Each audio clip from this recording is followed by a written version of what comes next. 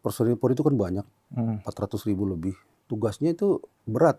Tiap hari ketemu masyarakat, tiap hari ada dalam konflik di masyarakat. Iya. Nah, tinggal si polisinya ini sudah dibekali dengan undang-undang, dengan pengetahuan, dengan keterampilan.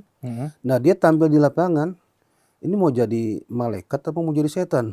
Jadi kalau orang dilengkapi senjata di tubuhnya, itu cenderung punya keberanian lebih. Oke, secara psikologis Ya gitu kan? ya, Pak? Kalau dia pasif, itu gagah-gagahan. Ya kan? Iya. Kalau lagi ada konflik, untuk diandalkan. Kapten aja kalau lihat orang aja, apa lihat-lihat itu udah Wah, naik aja, udah darah udah. melotot aja di bawahnya, Iya, Pak. kita Ya. berani aja bawaannya. Nah, risikonya kalau kondisi tertentu pasti dikeluarkan. Setiap pemilu kada, pilpres juga, yang namanya lembaga besar itu pasti diperebutkan oleh siapapun. Halo, Bapak Rikwanto, gimana kabarnya, Pak? Baik Mas, sehat walafiat. Amin. Terima kasih, Pak. Di tengah kesibukannya sudah menyempatkan untuk hadir di program detoxmerdeka.com ini, Pak. Bapak Rikwanto nih pensiunan Inspektur Jenderal Polri, sekarang ada di Komisi 3 DPR ya, Pak. Iya, iya. Dari Partai Golkar. Iya. Gitu, Pak. Nah, itu dari setelah pensiun, akhirnya terus terjun ke politik, itu memang sudah direncanakan atau gimana itu, Pak? Prosesnya kan cepet nih, pemilihan pertama langsung terpilih nih, Pak, jadi anggota dewan. Sebenarnya nggak ada sih niat sama sekali. Saya waktu di Kalsel ya, jadi Kapolda, itu 2 tahun kurang sebulan. Iya. Kemudian cita-cita saya purna dari situ, ya sudah menikmati hidup lah. Jalan-jalan aja yang dulu terhambat waktu. Terus terhambat situasi, jadi niatnya begitu. Nah, dilalah pas pensiun itu teman-teman Muspida ya, gubernur, ketua Partai Golkar kebetulan bersama-sama itu. Kemudian DPRD-nya juga orang Golkar juga. Kan kita bersama-sama 2 tahun itu. Iya, Pak. Dalam apa payung Muspida. Iya. Kolaborasi. Nah, mereka merasa saya potensial bagi mereka. Oh. Ya, jadi dilihat Bapak ini menurut mereka ya. Iya. Ini Bapak ini potensial, bisa diajak lebih berkembang lagi. Nah, makanya mereka terus cuts. Pak, jangan pensiun terus jalan-jalan aja, Pak. Ikut kami aja. Oke. gimana? Diminta seperti itu ya, Pak? Iya, ikut kami aja. Maksudnya gimana? Ya nanti gabung, Pak. Kebetulan nih mau pilcaleg, juga mau pilgub. Iya. Gimana kalau ikut kami terus kita dorong, Pak? Pas memang kebetulan ya, saya purna, itu baru digelar gitu loh. Iya. Jadi timbang-timbang sama keluarga, akhirnya ya sudah ikutin aja, nggak tahu nasib ke depan jadi apa. Ternyata mereka setelah saya didaftarkan, diurus semua ya, dapat kartu di hadapan ke Pak Erlangga waktu itu. Oh, masih Pak Erlangga ketuanya itu, Ya, Pak? di Jakarta dihadapkan, ketemu, ya beliau merangkul lah, kembali ke daerah, kemudian disurvei. Survei ternyata hasilnya bagus. Pak Rikwanto di situ? Iya, disurvei di daerah di wilayah Kalimantan Selatan, hasilnya bagus. Ya, ranking 1 waktu itu. Untuk jabatan gubernur sama jabatan kalau menjadi DPR. Jadi Golkar menilai, ya ini bisa dimajukan ini. Iya. Nah, potensi menangnya besar nih gitu ya, Pak? Didaftarkanlah ke KPU ya. Kita maju, dapat nomor, siapkan administrasi buru-buru tuh, masuk. Nah, terus berjalan waktu, kita ikut seleksinya, dan sampai akhirnya bisa memenuhi jumlah yang dimaksud. Iya. Nah itu, Mas. Oh, itu ya prosesnya. Berarti kan memang langsung ketemu Ketua Umum Golkar itu Pak Erlangga ya. Tapi partai lain melihat potensi itu ada, Pak, selain Golkar yang menawarkan? Ya, Golkar yang menawarkan memang. Oh, memang Golkar ya? Ya, waktu itu memang saya nggak nyiapkan betul ya. Kita kerja saja selama 2 tahun jadi Kapolda. Apa yang bisa dikerjakan di sana, kita kerjakan dengan baik. Iya. Kebetulan waktu itu ada banjir besar. Kita turun sama-sama. Kemudian ada COVID-19. Iya, pas COVID kita itu, turun Pak. sama-sama. Ada beberapa kejadian juga, masalah-masalah sosial masyarakat, kita turun sama-sama. Nah, di situ kolaborasinya bagus sekali. Mungkin masyarakat juga bisa menilai langsung. Itu asli, nggak rekayasa. Iya, Pak. Modal di situ mungkin penilaian masyarakat dianggap saya cukup layak untuk didorong. Ya. Oh, cara Bapak Ya. pendekatan ke masyarakat di sana, mengayomi, mungkin komunikasi Ya, juga baik. Jadi makin bisa jadi banyak itu, kenal gitu ya, Pak. bisa jadi. Ya ke masyarakat juga ke tokoh-tokohnya juga. Gitu ya. Nah sekarang Bapak kan setelah puluhan tahun di Polri itu Pak, itu kan dinas gitu kan. Nah sekarang di anggota DPR ini kan lintas partai banyak Pak. Nah bedanya gimana Pak? Kalau sekarang lebih cair gitu kan, kadang kita menyampaikan pendapat, mungkin ada yang nyangga. Kalau di polisi kan hierarkinya jelas tuh Pak. Ya, Heeh. sekarang kan lebih fleksibel ya. Mm-mm. Setelah jadi anggota dewan, kebetulan di Komisi 3, Iya Pak. mitra kerjanya kan Polri, Jaksaan, KPK, OJK, dan Iya, Sekjen DPR. Nah ini ruang lingkupnya luas lagi. iya, Ya, jadi batasannya lebar sekali. Dan masalahnya kompleks ya, di iya, masyarakat. Dan tanggung jawabnya besar. iya, Ini wakil rakyat loh iya. yang membawahi se-Indonesia. Mm-mm. Dan mitra kerja yang wow juga ya. Iya, KPK, Jaksa, Polri, pengadilan, dan ya lain-lain. salah satu komisi yang ibaratnya bener-bener paling Ya, kesorot lah gitu Pak. Komisi jadi 3 tuh kan. saya berniat apa yang bisa saya berikan Mm-mm. dalam konteks posisi saya itu. Kebetulan kita juga pernah Polri kan. Iya. Nah di masyarakat tuh sehari-hari ya timbul masalah sosial. Mm-mm. Apa saja, terutama masalah Kamtibmas, Iya, masalah hukum. Nah ada hal-hal yang memang saya harus luruskan. iya, Ya, saya harus kembalikan ke format yang sebenarnya. Kita harus koordinasi juga dengan Polri. Ya. Saya udah minta izin kepada Golkar sendiri. mm, Kalau saya ditanya media, iya, dipanggil media, itu ada aturan main nggak gitu. mm, Mereka bilang go ahead. Ya, oke, saya yakin lah Pak Arik tahu yang harus disampaikan yang mana. Saya udah izin juga sama Komisi 3 di samping rapat bersama ya. mm, Rapat Komisi 3 juga ada yang sifatnya pendapat-pendapat ya. iya, Baik itu langsung di media ataupun doorstop di media juga. Nah bagaimana turnamennya? Ya go ahead juga. Ketua pimpinan saya itu di Komisi 3 Pak Habibur Rahman. mm, Cukup fine. oh, Fine lah beliau yang memberikan ruang ya. Untuk kemaslahatan banyak orang. oh, Nah disinilah kita coba memberikan sumbangsih. Mana yang perlu diluruskan, mana yang perlu diberitahu, mana yang perlu ditekankan, ya, mana yang perlu diajak bersama-sama, ya, iya, terutama masalah-masalah keadilan, keamanan, ya, kemudian kenyamanan masyarakat Indonesia iya, ini. Ya, akhir-akhir ini banyak sekali kasus-kasus yang mencoreng wajah Polri ya. iya, betul Pak. Saya berusaha mencari tahu kedalamannya. Memang ada hal substansi yang perlu diluruskan di situ. Apa itu Pak misalnya Pak? Mungkin sekarang Bapak dulu di dalam, sekarang posisinya di luar nih Pak. Yang perlu diluruskan substansinya apa itu Pak? Menurut saya ya, Mm, personil Polri itu kan banyak, mm, 400.000 lebih. Tugasnya itu berat. Harkamtibmas, penegakan hukum, pelindung, pengayom, pelayan masyarakat. iya, Ya, tiap hari ketemu masyarakat, tiap hari ada dalam konflik di masyarakat. iya, Nah, tinggal si polisinya ini sudah dibekali dengan undang-undang, dengan pengetahuan, dengan keterampilan. mm. Nah, dia tampil di lapangan, ini mau jadi malaikat atau mau jadi setan? Nah ini menarik nih Pak. Karena dia berpakaian uniform kan, Karena itu bisa diberikan kewenangan. berikan kewenangan itu bisa terjadi itu Pak ya. Iya. Mau malaikat atau jadi Jadi setan gitu. Tapi kalau lihat tugasnya, kewenangannya harusnya dia jadi malaikat, Nah, ya kan? pelindung, Pelindung, pengayom, pengayom, pelayan masyarakat, iya, to serve and protect. Tapi kadang-kadang karena luar biasa kewenangan diberikan itu, mm, karena hal tertentu, iya, kepentingan tertentu, kebutuhan tertentu. Nah, iya, setan membisikkan banyak kepada dirinya sehingga yang muncul itu malah menyusahkan masyarakat, iya, ya kan? iya, iya, Meresahkan masyarakat, membuat masyarakat menjadi tertekan, tidak terlindungi, iya, bahkan menjadi objek daripada tanda petik ya, iya. kayak pemerasan dan lain-lain.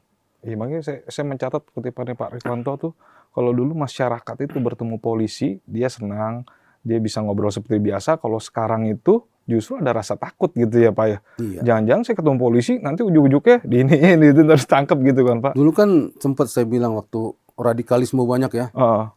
Waktu radikalisme banyak tuh dalam tanda petik radikalisme Islam ya. Heeh. Dulu kalau saya waktu kecil ketemu kiai itu saya lari cium tangan. Iya. Tapi begitu radikalisme muncul yang wajahnya serem-serem, waduh gahar-gahar itu. Sekarang ketemu Pak Kiai anak kecil tuh lari menjauh. Karena bawahnya wah ini Khawatir. serem, khawatir. Iya. Cerita-cerita di televisi ya di sentro dunia kan Iya. kesannya kan bukan lagi penyejuk ya, Menakutkan ya jadi Pak. menakutkan. Nah, si polisi juga begitu. Dulu ketemu polisi itu datang Pak polisi, wah Iya. tarik-tarik tangannya. Atau lewat kampung, mampir Pak polisi gitu. Iya. Ya ngopi-ngopi, makan singkong goreng ya. Tapi kalau beberapa waktu belakangan ya, nggak setiap saat ya. Iya. Konteks banyaknya masalah-masalah di kepolisian, tindakannya itu. Nah, jadi ada polisi patroli, polisi lewat, polisi apa. Itu boro-boro suruh mampir, tutup pintu. Atau kalau lewat, pura-pura nggak lihat, berpaling aja. Iya. Ya, Takut kan ya Pak? ya nggak mau urusan lah Iya, gitu, iya. gitu kan. Atau patroli pura-pura nggak tahu. Ini ada apa, gitu kan. Ini yang saya miris juga sih. Saya yakin itu tidak diinginkan, tapi Iya. terjadi. Ada apa? Nah, ada apanya ini, ada nggak yang peduli? Nah, oke. Ada nggak yang mau menguak? Ini kenapa kok bisa begini? Ya, dimulai dari mana? Sebabnya apa? Kok sepertinya kehilangan arah. Saya lihat beberapa YouTube ya, termasuk terakhir Yani Wahid itu ya, mengkritisi betul kan. Ini kok polisi jadi ancaman masyarakat. Yang dihaul Gus Dur Pak. Iya, ancaman masyarakat, bukan menjadi Mudah menarik pistol Pak. sesuatu yang mensejukkan masyarakat. Iya, betul. Ini kan sudah agak rawan ya. Iya. Waspada nih, hati-hati nih. Ini lembaga negara yang besar, kepercayaannya besar, Kewenangannya luar biasa tapi Pak. jangan sampai terdisrupsi oleh situasi yang tidak dipahami betul oleh internalnya, sehingga kepercayaan masyarakat berkurang jauh di situ. Iya. Sebagai pensiunan petinggi Polri Pak, apa sudah ada komunikasi atau dialog yang disampaikan ke pimpinan gitu Pak, untuk mengatasi ini? Karena kita mencatat kan kayak ada yang di Sumatera Barat itu kan Kasat itu ditembak gitu kan Pak. Terus kemarin di Semarang, ya kan ada juga nembak siswa SMK. Belum lagi penanganan kasus di Jakarta Timur yang semua itu kan dibahas di Komisi 3 dan Bapak juga bicara di situ secara lugas kan, menyampaikan pandangan-pandangan. Apakah sudah Pak? Sudah ada masukan atau dialog itu Pak? Secara formal belum ada ya. Kalau 1-2 ketemu pejabat Polri adalah saya sempat ngomong ya. Iya, apa tuh Pak yang Bapak sampaikan untuk menyelesaikan yang tadi Bapak bilang itu? Intinya begini, polisi itu sama saja dengan anak sekolahan yang lain, dengan instansi yang lain, dengan perguruan tinggi juga ya, dengan lembaga yang lain sama aja. Jadi waktu dia dididik di sekolah polisi, apapun levelnya, dia dapat pengetahuan, Iya. ya dia dapat keterampilan. Iya. Setelah keluar dia pakai itu. Nah dalam pelaksanaannya itu ada pasti pengaruh-pengaruh lingkungan, distorsi, ya macam-macam. Yang akhirnya tinggal kuat-kuatan hasil didikan itu yang kuat melekat atau pengaruh lingkungan yang merubah daripada karakter dia sendiri sebagai pelindung pelayan masyarakat itu. Nah di sini kebanyakan di kota besar terutama karena luar biasanya pertumbuhan penduduk, meningkatnya kesejahteraan sosial masyarakat, kemudian ramainya perkembangan situasi, itu polisinya larut dengan perkembangan situasi kondisi yang ada. Sehingga jati diri dia tuh pelan-pelan terkikis. Ya sebagai tadi aparat penegak hukum, pelindung pelayan masyarakat dan Harkam Tipmas. Nah ini berjalan terus, akhirnya yang ada dalam dirinya itu menurut saya ya, itu ku cari jalanku sendiri. Jadi dia punya feel insting yang berkembang sendiri menghadapi situasi kondisi yang ada di lingkungan masing-masing. di Jakarta bagaimana, di Bandung bagaimana, di Bali bagaimana, di Medan bagaimana. Jadi dia beradaptasi dengan lingkungan dan berusaha untuk bagaimana survive dengan lingkungannya. Iya. Ya, ilmunya masih ada, tapi tinggal sedikit. Iya. Ya, karena kebanyakan dipengaruhi oleh lingkungan. Nah, konteks inilah yang terjadi akhirnya letupan-letupan kecil di tengah-tengah masyarakat yang ada. Iya. Yang munculnya menjadi sebuah pelanggaran. Menurut dia mungkin si anggota ini survive. Iya. Survive menghadapi situasi lingkungan. Situasi begini, saya harus bertindak begini. Iya. Situasi begini, saya menilainya begini. Gitu kan? Iya, Pak. Jadi survive. Apa mungkin polisi bekerja dengan survive? Kan nggak mungkin. Polisi Iya. bekerja dengan tatanan dan aturan. Betul, Pak. Dengan kewenangan. Dengan apa-apa yang sudah diatur. Melekat Aturannya padanya. melekat sama dirinya gitu Bukan ya. feeling, bukan insting. Iya. Bukan survive. Iya. Saya melihat sih banyakkan survive sudah. Oh gitu ya. Iya. Nah, kenapa ini terjadi? Nah, kurangnya sentuhan. Sentuhan itu bahasa halusnya ya. Iya. Bahasa umumnya itu kurangnya kalau bahasa orang guru-guru agama tausiah lah. Oh, oke. Nah, kalau bahasa sekolahnya itu ya kurangnya mengingatkan kembali jati diri sebagai anggota Polri. Ini pimpinan harusnya melakukan Ya, itu ya, Pak. pimpinan segala level.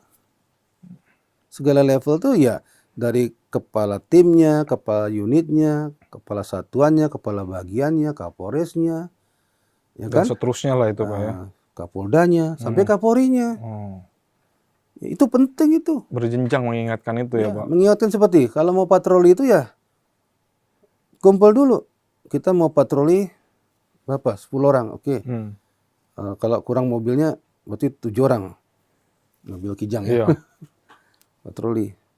Cek kelengkapan, kopel, senjata, surat perintah, kelengkapan, periwitan segala macam ya. Terus surat perintahnya mana? Terus sampaikan kita mau patroli kemana nih? Dari titik A ke titik B. Patrolinya muter-muter aja, apa ada berhenti dialogis, tanya kepada Iya. masyarakat. Ya kan? Mm-mm. Jam sekian sampai jam sekian. Iya. Kalau ada sesuatu tindakan yang dilakukan adalah apa? Iya. Itu arahan. Cek senjatamu apa, pelurunya ada. Siapa yang pegang senjata? Oke, mobil siap nggak? Bensinnya ada nggak? Iya. Lampunya hidup nggak semuanya? Nah, baru naik berangkat. Alat komunikasi siap ya. SOP itu harus Nah, dijalanin ini kadang-kadang dulu ya, kan suka lewat patroli, guduk-guduk, udah naik mobil. Pak. Berangkat aja gitu Kenapa? ya, Pak. Udah biasa, nggak perlu lagi arahan. Oh, padahal itu penting ya, Pak, di situ ya. Penting. Briefing itu penting ya. Nah, penting. Ya, Mengingatkan itu kadang-kadang ya. dilewatkan. Itu dari patroli aja ya. Heeh. Belum yang lain resersenya, belum yang lain binmasnya, belum yang lain. Ya, akhirnya karena menganggap everything is okay, semua sudah paham, Mhm. akhirnya apa? Otomatis. Iya. Udahlah, udah paham kok. Oh, karena Tugas dianggap pokok udah masing-masing. makanan hari-hari lah ini. Hari nggak usah lagi. Mm-mm. Berangkat gitu aja. Semua berangkat. Nah, tapi kita nggak tahu ya distorsi di kepala masing-masing itu sebesar apa pengaruhnya Iya. dengan terhadap lingkungan, nggak tahu juga. Juga komandannya mungkin terpengaruh juga oleh pengaruh lingkungan, ya Iya. kan? Sehingga lupa jati diri sebagai tadi pelindung, Pelindung, pengayom, pengayom. penegak hukum dan harkam tipmas. Nah, itu di situ pentingnya ya, Pak. Nah, sekarang sih saya pribadi melihat ini otomatis. Tapi otomatisnya itu dipengaruhi oleh beratnya dipengaruhi oleh lingkungan Mm-mm. di mana dia berada. Tantangan apa yang ada di situ. Gitu, Pak ya. Sehingga tantangan ini reaksinya begini. Itu otomatis. Oh, Ini yang apa menurut saya? Apa? Anggota itu harus selalu diingatkan tentang siapa dirinya. Tugasnya apa? Sebagai apa di masyarakat. ini biar nggak melenceng gitu, Iya, Pak ya. masyarakat itu senior saya bilang ya, itu tuanmu Hmm. yang kamu layani. Bayangkan indahnya waktu dulu ya. Hei anggota-anggota, hei polisi-polisi. Ini komandan saya bilang begitu kan. Kalian itu kalau tugas benar jadi malaikat. Loh, kenapa komandan? Bayangkan masyarakat tuh mau berangkat kerja pagi-pagi. Kalian sudah mendahului pagi-pagi di jalanan. kalian sudah gelar tuh di titik A, titik B, titik Sudah C. mengatur itu ya, Sudah Pak? ngatur supaya apa? Begitu masyarakat bangun pagi, habis mandi, sarapan, langsung bekerja, dia lancar ke kantornya. Iya. Ya kan? Malaikat tuh, Kan Pak luar ya? biasa kan? Sudah jaga di titik. Iya. Nah, waktu pulang kerja, kalian sudah siap di tempat-tempat tertentu. Supaya masyarakat pulang kerja itu lancar semuanya. Kan mulia betul. Dan itu realita. Dilaksanakan. Kan? Nah, betapa mulianya kan? Kan menjadi malaikat itu. Kalau sisi sebaliknya? Nah, sebenarnya itulah tugas polisi. Iya. Kemudian dia patroli ke mall atau ke pasar. Heeh. Cukup dia mobilnya taruh di tempat strategis supaya orang bisa lihat ada mobil polisi di situ. Mobilnya saja sudah menjanjikan kedamaian. Iya. Ya kan? Di Iya, pasar ada mobil polisi. Gitu kan? Wah, aman ini. Iya. Belum lagi kalau polisinya turun. Oh. 2 orang pakaiannya bagus, ganteng-ganteng. Ya, kalau ada polwan cantik-cantik, muter jalan berdua. Wah, indahnya itu. Merasa lebih nyaman lah gitu ya, Pak. Kan masyarakat, ayo Bu, mari Bu. Kan gitu kan? Iya. Naik turun sana balik lagi. Nggak usah ngomong. Cukup menambil. Itu indahnya. Saya pernah jalan-jalan ke daerah perbatasan kabupaten lewat gunung-gunung. Saya lihat lampu jauh ya di perbatasan Karanganyar, Magetan itu. Lewat Tawangmangu. Iya. Pakai lampu dim jauh. Tik, tik. Ada mobil polisi di atas sana. Hebat malam-malam mobil polisi. Wah, nyaman kan? Iya. Begitu lewat ternyata triplek. Dikasih skotlet. Tapi itu saja udah buat kenyamanan. Orang pikirnya itu udah ini standby gitu, Pak ya. Karena kurang mobil ya. Triplek aja gambar polisi, mobil polisi ya. Sudah buat kedamaian. Iya, iya, Pak. Bayangkan. Tapi nih, Pak, dengan beberapa kasus ini kan soal Senpi nih, Pak, yang lagi Iya. disorot kan. Kok kayak termasuk yang Bu Yeni Wahid itu kan disampaikan gitu kan. Terlalu mudah menarik pistol gitu. Nah, itu ada apa tuh, Pak? Sebenarnya harus dibenahi apa sih pembatasannya? Atau apanya itu, Pak? Dari sisi mananya? Tadi psikologis orang pegang senjata apapun itu. Mau itu pedang, tombak, Iya. pisau, pistol. Itu sama aja sebenarnya. Cuma pistol itu lebih mematikan gitu. Ah. Jadi kalau orang dilengkapi senjata di tubuhnya, itu cenderung punya keberanian lebih. Oke, secara psikologis Ya gitu kan? ya, Pak. Kalau dia pasif, itu gagah-gagahan. Ya kan? Iya. Kalau lagi ada konflik, untuk diandalkan. Oke. Gitu kan? Iya, iya, Yang iya. jadi masalah, dia secara psikologis siap nggak memegang senjata itu. Makanya kalau orang pegang senjata, tanya dulu, kamu pegang senjata mau ngapain sih? Oke. Wah, polisi harus punya senjata. Iya, oke. Ya kan? Boleh, Iya. tapi tidak harus. Nah, kalau pikirannya cuma satu, saya harus pegang senjata supaya saya merasa wow gitu ya. Satu, gagah, pede. Kedua, ditakutin mungkin. Ketiga, kalau pulang kampung mungkin hebat gitu kan. Nah, itu yang salah di situ. Nah, ini makanya mengevaluasinya menyeluruh Jadi, apa tuh, Pak? pegang senjata itu kaitan dengan tugas yang dihadapin.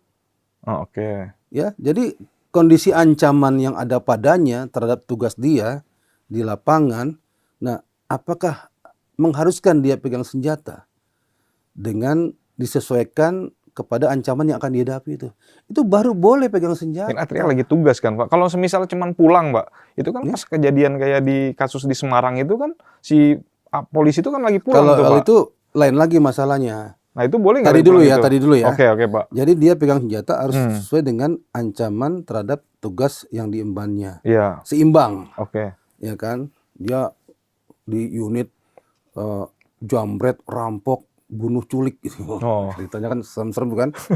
Yang lawannya juga pakai celurit, Iya, pakai iya. senjata api, pakai apa. Rakitan segala Kalau dia udah macam terjun ya. ke lapangan, dia imbang-imbang lah begitu. Kadang-kadang memang bacok-bacokan, tembak-tembakan itu. Oh. Itu terjadi memang, realitanya begitu. Jadi seimbang. Iya. Tapi kalau di luar itu, janganlah. Karena apa? Kalau kita pegang senjata, nggak pada tugas, nggak pada kondisi yang dihadapin, terus ada konflik dengan masyarakat, itu bawaannya mau diandalkan. Jedor-jedor aja, Pak, ya, takutnya. Kalau Ya. ribut, apa lihat-lihat? Wah, apa lihat-lihat? Gue tembak lu. Wah. Itu muncul nanti bahasa mengandalkan itu. Oh, karena kita udah ngerasa Iya. punya ini gitu, Pak, pegangan Iya, itu tuh ya. panasnya pegang senjata api itu begitu. Nah, kalau kaitan dengan yang di Semarang ya. ya itu kan pulang tuh Pak. Nah, di Semarang itu ini yang kurang arahan saya bilang. Jadi anggota kalau dimanapun berada, apalagi merasa pegang senjata api ya, ini bahayanya lagi kan. Itu dalam dinas masih ada konteksnya. Di luar dinas dia bawa senjata api, maksudnya sih supaya kalau ada apa-apa siap, mungkin melindungi keluarga gitu. Walaupun nggak konteksnya juga sebenarnya. Ya, nah dia waktu pegang senjata api, dia lupa menghitung tadi eskalasi ancaman yang dihadapi. Kemudian waktu mengeluarkan dan meletus senjata api udah tepat apa belum? Iya, untuk mengeluarkan semua itu disesuaikan. Nah, yang kejadian di Semarang itu kan dia pulang kerja. Iya. Kemudian dia jalurnya kena terpana. Ada orang dikejar naik motor, weng. Dia kira wah begal kali. Kemudian insting polisiannya muncul. Saya harus bereaksi gitu kan. Iya. Nah, padahal dia masih blank ya. Iya. Nggak tahu apa itu nggak tahu ya. Iya. Maksudnya mungkin karena diberhentiin tancap gas malah gitu terus kan. Balik lagi, weng. Langsung dia mau stop. Tapi udah siap-siap dia kan. Nah, dia keluarkan tembakan. Itu sama sekali tidak ada dasar kenapa dia harus menembak. Iya. Karena situasinya sudah blank semuanya. Ini apa? Ini apa? Dan dia harus memperkirakan waktu dia mengeluarkan tembakan pasti ini mematikan. Iya, peluru tajam itu Pak ya. Jadi nggak seimbang antara eskalasi ancaman dengan keharusan dia mengeluarkan tembakan itu. Yang saya baca laporannya kan. Iya. Dia uang peringatan sekali, 3 kali diarahkan. Iya. Dan pada waktu diarahkan itu dia juga sempat shock juga. Kayaknya kena gitu loh. Ya kan? Nggak nyangka juga. Kayaknya kena gitu loh. Nah, dia ikutin itu. Ternyata memang kena ketemunya di Kelenteng ya. Sampokong itu ya. Di situ. Baru ketahuan kena orang itu gitu loh. Nah, konteks apa dia menembak orang itu? Iya. Nah, di sini yang saya bilang waktu itu terlalu cepat mengambil tindakan salah. Jadi satu kaki di penjara, satu kaki di kuburan. Kuburan ya. Ya itu perkembangan lagi ya. Satu kaki di kuburan, satu kaki di penjara. Terlambat bertindak jadi korban, terlalu cepat salah, masuk penjara. Nah, ini kan terlalu cepat salah, dipecat masuk penjara. Jadi insting untuk memegang senjata dan menggunakannya itu hilang dari pemikiran dia. Itu yang saya bilang perlu arahan itu. Nah, ini setiap saat, setiap waktu diingatkan.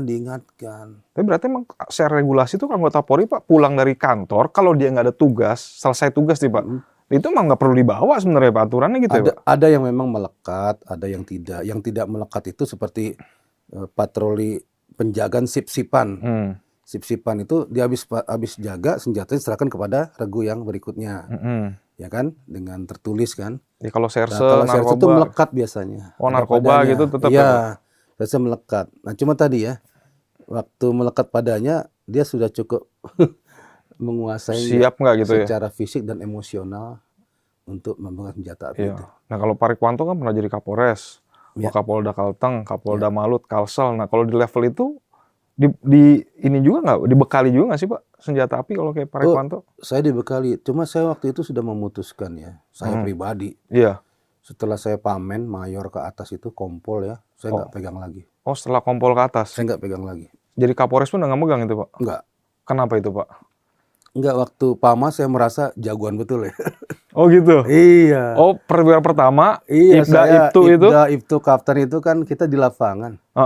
Masih bawa itu memang saya pernah serse itu Jatandra, bunuh culik, ya kejar-kejar orang apa segala macam. Ya menindak kejahatan lah gitu Pak ya. Ya betul. Dipakai dalam tugas. Iya dipakai dalam tugas. Tapi saya merasakan memang panasnya di situ. Oh gitu. Ini menarik nih Pak. Pokoknya kalau bawa itu kapten aja kalau lihat orang aja lihat itu udah naik aja, udah darah udah melotot aja di bawaannya. Iya, kita berani aja bawaannya. Nah, risikonya kalau kondisi tertentu pasti dikeluarkan. Oh, itu berarti secara pribadi ada kesadaran seperti itu Pak ya? Bawaannya panas, nggak bisa tersinggung sedikit. Iya, gitu ya? karena kita punya yang diandalkan. Oke. Diandalkan. Jadi nggak mau diremehkan, nggak mau ditekan ya, nggak mau diacuhkan gitu kan. Kalau konflik itu menangan gitu kan, karena punya yang diandalkan itu. Nggak bisa salah sedikit jadinya. Ya itu bahaya itu. Nah konteks psikologis begitu, waktu pamen saya nggak pakai lagi. Berarti Kompol itu pernah jadi Kasat atau jadi Kapolsek tuh, Pak? Enggak. Kebetulan saya banyakkan staffing waktu itu ya. Oh. Walaupun pernah di intelijen, yang lapangan juga. Tapi saya putusin nggak pakai. Oh, berarti sampai Kompol, sampai akhirnya, sampai Irjen tuh udah nggak Iya, pernah? enggak. Kalaupun ada dilengkapi ya saya taruh di rumah aja. Oh, Tempat gitu? yang aman gitu. Walaupun datang ke sebuah TKP apa segala macam nggak? Kan kita TKP dengan perangkat, kalau dapat Iya pejabat kan kan dengan perangkat udah ya. di banyak anggota Iya, gitu, Pak ya? perlindungannya ada. Dulu waktu saya humas di banyak teroris ya, Hmm. tembak-tembakan di Iya. Jakarta Selatan segala Iya. macam. Ya enggak, kita nggak bawa juga.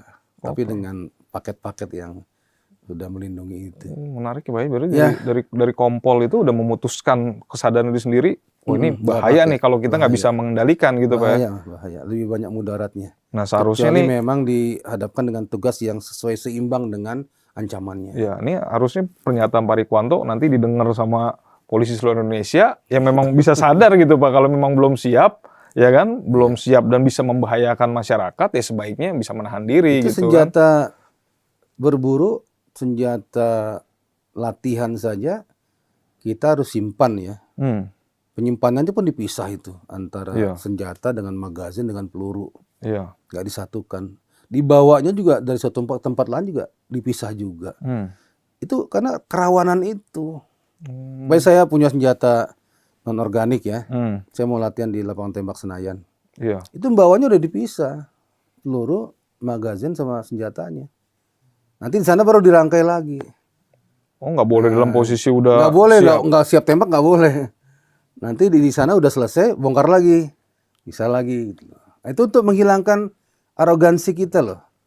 Ya, kalau terpasang semuanya, taruh, rasanya kalau di jalan tuh sedikit aja ada macam-macam, bawahnya udah panas aja. Tapi Kalau terpisah, kan nggak ada niat Iya. mau dipakai juga nggak bisa kan, agak surut gitu. Tapi pengalaman Pak Rikwanto sebenarnya kalaupun di-share ke anggota polisi sebenarnya menarik ini, Pak. Ya kan, pengalaman gitu. Maksudnya menyadari, terus memilih untuk tidak menggunakan karena ada kekhawatiran-kekhawatiran gitu kan. Menarik juga itu kan, Pak. Iya, kalau bicara keselamatan, memang orang macam-macam ya cara memprotek diri ya. Iya. Tapi yang ilmu yang paling tinggi itu ya ilmu selaman selumun selamat. Jadi ilmu yang bagaimana orang dari titik A ke titik B nyampe sana nggak ada apa-apa, itu yang ilmu paling tinggi itu. Iya, iya. Bukan orang selama perjalanan dikalahkan semuanya terus jadi jagoan, nggak gitu. Iya. Nggak ada apa-apa, itu yang selamat itu ilmu paling tinggi sebenarnya. Nyaman, aman, damai gitu loh. Pak, ini sekarang saya mau sedikit menyinggung dengan pengalaman Bapak selain jadi Wakapolda, Kapolda tentunya. Bapak kan juga berpengalaman di Humas nih, Pak ya.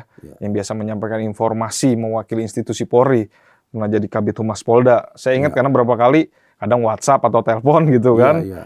Terus pernah jadi Karo Penmas, terus jadi Karo Multimedia gitu, Pak. Nah, itu kemarin kan terjadi tuh, Pak. Pada saat rapat di Komisi 3, Bapak menyampaikan polisi di Semarang itu terlalu lambat merespon. Akhirnya menimbulkan spekulasi-spekulasi gitu kan, Pak. Nah, artinya kan di institusi Polri ini orang yang di posisi humas nih salah satunya penting ya, Pak, menyampaikan informasi untuk meluruskan sebuah kejadian gitu, Pak. Betul, sangat betul. Jadi saya waktu humas itu entah gimana ya, berkembang sendiri, mengembangkan diri sendiri. Saya bawa anggota saya untuk bersama-sama berkembang.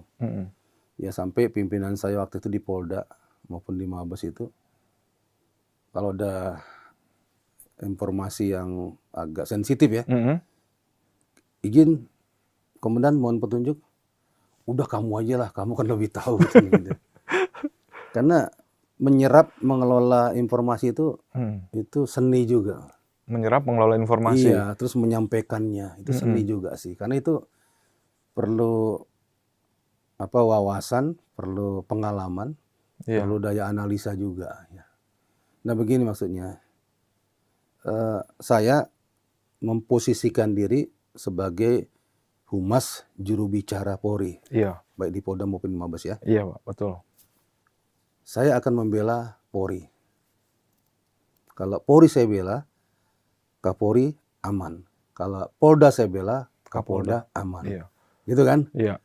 Lembaganya dulu yang dibela. Tapi belanya juga nggak membabi buta. Ya kan? Maksudnya gini, ada peristiwa umpamanya kasus yang Semarang ya. Iya, Semarang. Penembakan itu ya. Nah, kita menyampaikan yang kita lakukan terhadap kasus itu kepada media. A, B, C, D gitu. Kira-kira media paham nggak? Media kan menyampaikan ke masyarakat berikutnya. Iya, betul, Pak. Masyarakat paham nggak? Nah, media kan bertanya, feedback ya. Iya. Pak, itu yang gitu gimana itu? Terus macam-macam gitu ya. Nah, itulah yang suka miss di dalam tertib anggota Polri pada umum sekarang ya. Karena dia menyampaikan menurut persepsi dirinya sebagai anggota Polri. Padahal dia harus juga berpersepsi sebagai media. Ya, posisinya Yang keponya media kayak apa? Dia juga berpersepsi sebagai masyarakat. Yang keponya masyarakat, netizen kayak apa? Iya. Apalagi era sosmed seperti ini Ya, ya, Pak. jadi dia harus memuaskan media. Dia harus membalik diri. Kalau saya jadi media dibalik, bagaimana? Kalau saya jadi masyarakat, masyarakat pengen tahunya apa sih? Informasi Dia dibutuhkan harus, apa dia harus gitu ya. menyediakan informasi itu. Bukan sekedar si Adi demen babi istilahnya. Apa WH question gitu. Udah ya cukup ya. Nggak cukup di situ. Jadi masyarakat itu perlu dipuaskan dengan pemahaman masyarakat. Iya. Media perlu dipuaskan dengan pemahaman media. Iya. Ya, saya punya rumusan sebenarnya, Mas. Oh gitu, apa tuh, Pak? Ini seperti pecel lele, tahu pecel lele ya? Iya. Pecel Lamongan itulah. Oh, enak tuh, Pak. Ya kan, pecel lele itu kan unsurnya paling 7-8. Piring, nasi, Timun, lele, timun, lalapan ya, kemangi. sambel. Iya. 8 unsur lah, ya kan? Nah, kalau saya jelaskan inilah pecel lele, ini ada piringnya ya, ada nasinya, ada lelenya, ada lalapnya, ada sambelnya, ada nasinya. Kira cukup nggak? Ada pertanyaan nggak? Kemudian muncul dari pecel lele ini. Pasti akan muncul pertanyaan. Iya. Pak, itu lelenya umur berapa? Oke. Lelenya jenis apa? Digorengnya Berapa lama? berapa lama? Ya kan? Iya. Nah, kan gitu kan? Terus meliharanya di mana? Kasih makannya apa? Iya, berkembang lah Itu artinya. baru lele kan? Belum sambal. Belum sambelnya. Iya, belum lalapan. Belum lalapnya, belum nasinya, ini beras apa, segala macam. Itu dari 8 unsur pecel lele, itu dikembangkan bisa 100 unsur. Nah, kita harus siapkan 100 itu sebenarnya. Ya artinya kan sebelum, kita udah berpikir nih akan ditanya ini, kita udah siapin. Itulah yang memuaskan keponya media, maunya netizen, maunya masyarakat. Si Humas harus siap itu. Jadi jangan pas nanti pertanyaan berkembang dia bingung gitu ya, Pak. Jadi template loh, Pak. Kadang template, mohon maaf gitu. Karena benar-benar kita udah nyiapinnya template gitu, Pak. Ya kalau laporan kan izin melaporkan itu loh, Pak. Yang masalah kalau sudah kita kembangkan sejauh itu pertanyaan yang akan muncul. Nah, untuk menyiapkan jawabannya, nah disitulah seninya bagaimana kita mengumpulkan informasi untuk menjawab yang pengembangan dari pertanyaan itu. Iya, Pak. Kita baca YouTube, kita baca online, kita baca koran, kita dengar radio, kita baca majalah, kita panggil berkas penyidiknya mana, kita panggil penyidiknya, kita telepon informasi terakhir. Oh, dikombinasikan Semua itu kombinasi. dikombinasikan. Jadi informasi dari baca, Nah, disitulah nggak mudahnya menyerap informasi untuk menjawab yang pengembangan tadi. Iya. Itu setelah berapa tahun tuh, Pak? Akhirnya ketemu formulasi seperti itu. Ada yang malas begitu. Enggak, setelah Pak Irwanto berapa tahun tuh ketemu formulasi seperti itu? Cepet sih, karena memang tuntutannya seperti itu. Ya, karena dulu awal-awalnya saya baca aja ratusan telepon setiap hari. Gitu. Terus BBM lu kayak apa udah WhatsApp tuh dulu. Kita harus patut diduga, patut menduga, patut diperkirakan akan muncul pertanyaan seperti itu. Jadi pantesan tenang kalau pas ditanya. Paling tidak nggak usah penuh semua lah ya. 50% 60% kita udah bisa jawab pertanyaan yang kita buat sendiri. Yang kira-kira mungkin ditanyakan oleh mereka, media maupun masyarakat, itu udah cukup tenang lah. Kalau ada kurang-kurang dikit, nanti kita akan dalami. Pak Rekwanto mungkin Pak Rekwanto juga tahu kalau di kalangan kita tuh, Pak, media tuh sampai stikernya Pak Rekwanto pas musim stiker tuh. Ya benar gitu. Jadi Pak Rekwanto tuh kan setiap ada apa-apa walaupun hanya sedikit gitu informasinya, minimal membenarkan ada peristiwa, ya kan? Tapi selanjutnya minta waktu untuk mencari kronologi detailnya gitu loh, Pak. Seperti ini. Pelaku penabrak 9 orang yang di Tugutani yang pertama dulu ya. Afriani itu, Pak. Afriani itu kan. Itu ternyata ada dalam urin atau pemeriksaan darahnya zat terlarang. Iya. Itu kan? Betul. Nah, itu untuk meyakinkan masyarakat dan media Saya minta tuh, mana sih tester yang dimaksud itu? Tester yang dimaksud Iya. ini tes amfetamin, sabu ya, ekstasi, morfin, Iya. ya miras segala macam. Mana tes kitnya mana? Iya. Nah, terus orang dokesnya mana? Itu sampai press release saya bawa itu. Oh, hasilnya itu Pak ya? Iya, ini dokesnya, ini tes kitnya, ya kan? Nah, ini keterangannya, ini perangkat pendukungnya. Jadi waktu kita rilis itu, kita sampaikan bla bla bla bla. Kemudian ini loh, ini kalau ditaruh sini, ini nggak bereaksi berarti negatif. Tapi ini banyak nih itemnya nih, taruh sini. Akhirnya salah satu di antara tes kit ini ada yang positif. Nah, disinilah dia kenapa. Oke. Gitu. Nah, tolong Pak Dokes jelaskan. Gitu. Itu untuk mendapatkan keyakinan yang mendekati keyakinan sempurna. Iya, jadi ada bagian-bagian memang harus mengajak pihak yang memang di bidangnya gitu Pak ya? Di bidangnya, ahlinya. Iya, ahlinya dan gitu. Real. Iya. Dan real. Sampai si rekan-rekan media kan bilang, di foto-foto tuh tes kitnya gitu kan, meyakinkan. Kemudian yang kedua juga, kadang-kadang saya bawa ke TKP. TKP rilis di situ, sambil mereka tinjau langsung TKP, langsung tanya jawab di situ. Itu lebih banyak lagi yang kita dapatkan. Iya. Kan media kan suka dari berbagai macam sudut pandang ya. Iya, Pak. Memberitakan ya, satu kejadian bisa 10 item nih. Dari pelakunya, korbannya, TKP-nya, ya kan barang buktinya gitu kan. Situasi kondisi lingkungan sekitarnya gitu kan. Beritanya jadi banyak tuh, senang mereka itu. Nah, kita buat seperti itu. Jadi natural sebenarnya ya. Jadi akhirnya yang disampaikan ke mereka itu memang faktual, aktual, nyata, nggak direkayasa. Kemudian mereka juga bisa mengembangkan diri. Dan itu yakin ke masyarakat juga hampir sama kok pemahaman media dengan masyarakat ya. Kan media itu mewakili masyarakat. Masyarakat bertanya, media yang mewakili kan gitu. Iya. Nah, sekarang udah ada YouTube, ada medsos ya, kadang-kadang nanya langsung ya. Iya. Cepet-cepetan. Nah, kayaknya ilmu tuh perlu di-share tuh Pak. Kan, yang sampai maksudnya ada yang jangan sampai lah gitu, misalnya ada kejadian gitu, cara merespon baik di Jakarta atau di sejumlah daerah yang tadi Pak Rikwanto sampaikan itu kan ilmu itu, kan berdasarkan pengalaman, riset segala macem. Saya mungkin humas yang agak ya beda dikit ya, karena saya humas itu ke TKP. Nah, iya itu Pak. Kayak serse. Jadi kalau ada kejadian yang saya anggap itu agak unik ya, agak gede, unik, menjadi pusat perhatian, anggota berangkat ke TKP. Oh, ngelihat gitu Pak. Iya, saya ke TKP lihat, ketemu siapa lingkungannya. Kadang-kadang media banyak juga di situ. Iya. Langsung rilis doorstop di situ. Doorstop di situ biasanya. Nah, itu kita paling senang tuh biasanya. Nah, iya kan langsung fresh from open. Iya, langsung. Jadi, saya juga kalau sebagai humas kan nggak perlu cari bahan susah-susah. Ada di situ semua bahannya. Iya, agak repot kan Pak, cuma disuguhin data. Biasanya kita terima tuh izin melaporkan, belakangnya doom tuh Pak biasanya kan. Nah, kalau nggak ada riset selanjutnya, akhirnya kan kaku Pak. Informasinya itu aja kan. Saya paling nggak suka tuh informasi yang disajikan oleh kesatuan.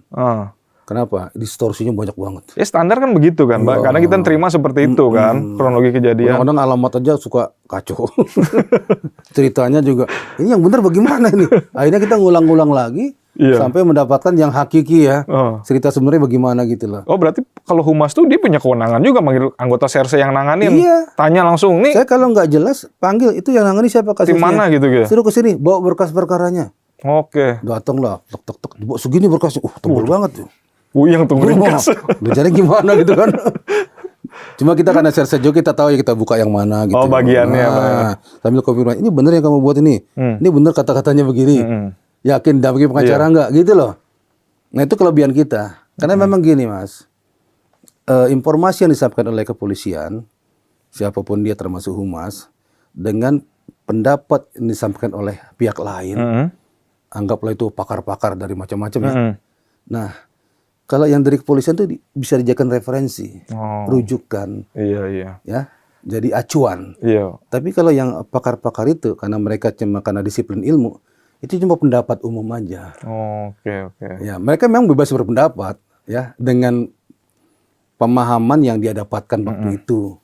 Tapi kan pendapat nggak bisa dijadikan rujukan. Iya. Tapi kalau keterangan kepolisian walaupun ini dari kepolisian pendapat Iya. yang disebut humas, tapi bisa jadikan referensi. Iya. Nggak boleh salah. Hati-hati lah itu ya, Pak. Iya. Oke, Nggak oke. boleh suka-suka gitu loh. Ini- Itu bedanya di situ.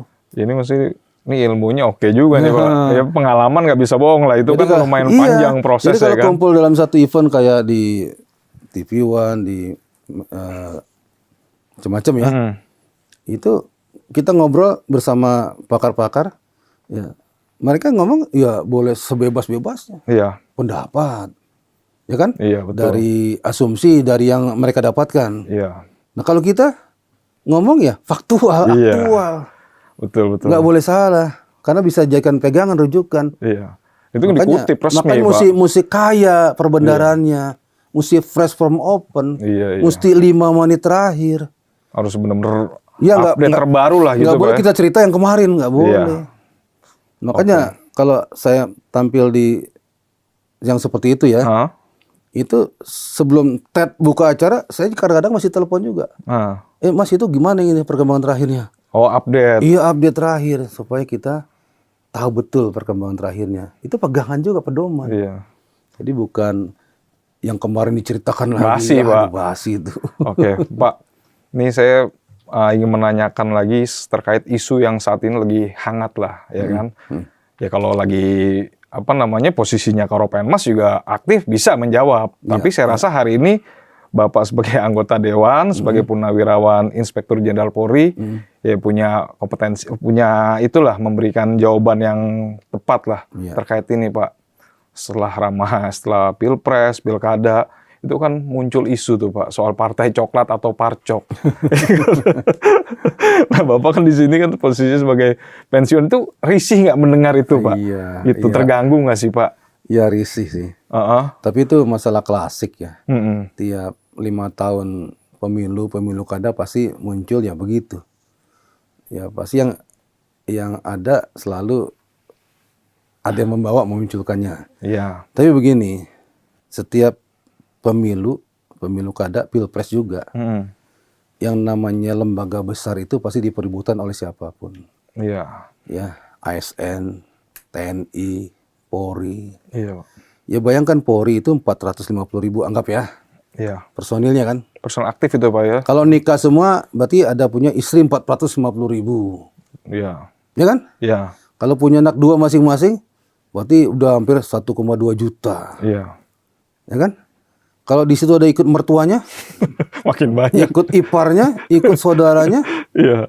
Jadi kalau konteks angka saja dari 450 anggota Polri dikembangkan di keluarganya itu bisa 10 juta. Mm-mm. Gitu kan? TNI juga begitu, ASN juga begitu, ormas besar juga begitu.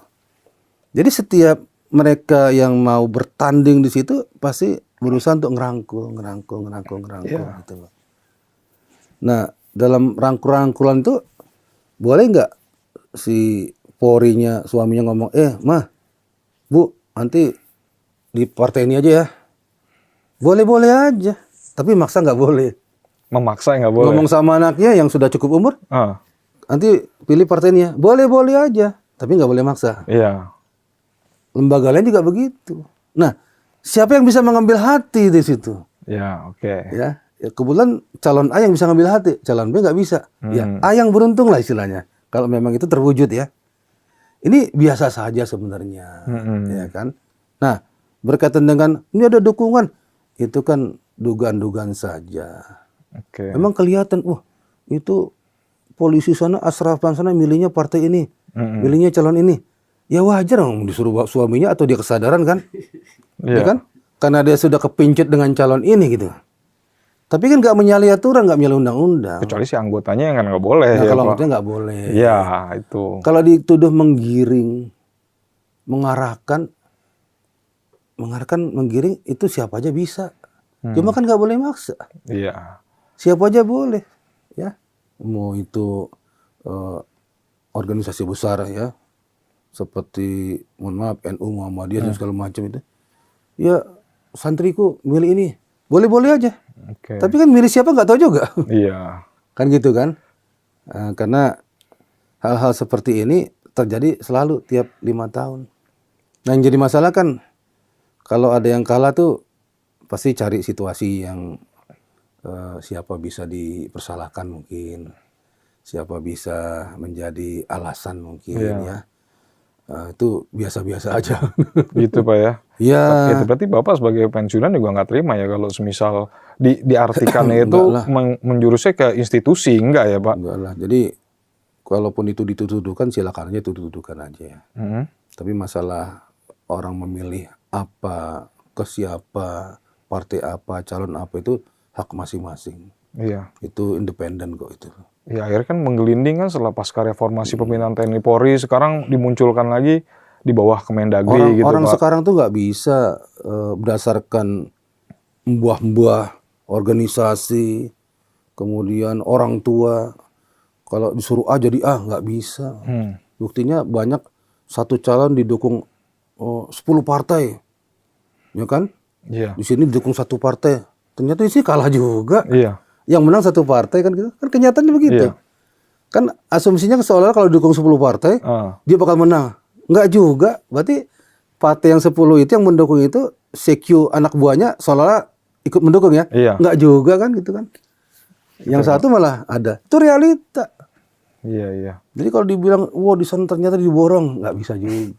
Nah kalau ada wacana di bawah Kementerian Dalam Negeri gimana tuh Pak? Pandangannya Pak enggak Rikwanto? lah, jauh lah itu. Ah, Jauh kalau polisi di bawah Kemendagri itu mundur banget ya.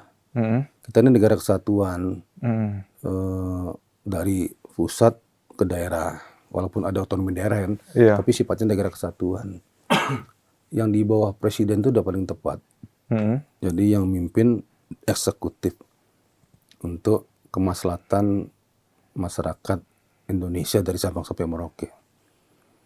Satu komando, tapi diikat dengan ketentuan dan undang-undang yang ada. Iya. Itu udah paling real ya. Kalau ada kekurangan-kekurangan, ada mungkin penyelewengan dalam tanda petik, ya itu diluruskan aja. Oknumnya ya dihajar aja. Kalau ada pembenahan Ya, terus iya, berjalan gitu ya Pak. Gampang aja kok gitu ya. Kan organisasi udah benar itu. Nah kalau kita ibaratkan ya di bawah Kemendagri itu, ya bayangkan Mendagri itu kan orang politik juga. Terus di bawah gubernur juga orang politik. Bayangkan Jawa Tengah, gubernurnya umpamanya dari PKB, Jawa Timur dari PDIP, ya kan? Ini buat perda sendiri, ini buat perda sendiri. Begitu ketemu perbatasan berantem. Malah ada khawatiran Iya, seperti itu. nanti ini di bawahnya bupati wali kotanya partainya lain lagi. Iya. Ini buat perda lagi, punya kepentingan masing-masing. Iya. Wah, babaliut Mas. Gitu ya. Iya. Berarti dengan ada isu-isu seperti itu paling enggak ya Polri harus membuktikan memang dia menjaga netralitas ya Pak ya. Memang harus. Gitu ya. Iya. Tidak terlibat politik praktis Polri, gitu Polri itu lembaga, nama Polri, anggota Polri itu tetap netral. ya. Iya. Tetap netral. Kalau ada orang bilang dia mengarahkan ke sini, mengarah sini, itu kan sebutan dugaan. Tapi orang sekarang nggak bisa diarahkan, Mas. Iya. Nggak mampu diarahkan sekarang. Ya, walaupun dalam tanda petik dikasih sesuatu gitu, tetap aja nggak bisa dipastikan apakah benar dia ke situ, nggak bisa. Oh gitu ya Pak. Oke, baik. Pak Rikwanto, terima kasih atas waktunya Pak. Iya. Obrolannya seru Pak. Banyak masukan-masukan berharga lah nanti bisa didengar oleh pimpinan maupun anggota Polri sendiri. Iya. Oke, Pak. Terima kasih Pak, sehat selalu. Makasih ya, Merdeka. Terima kasih Pak. Alhamdulillah.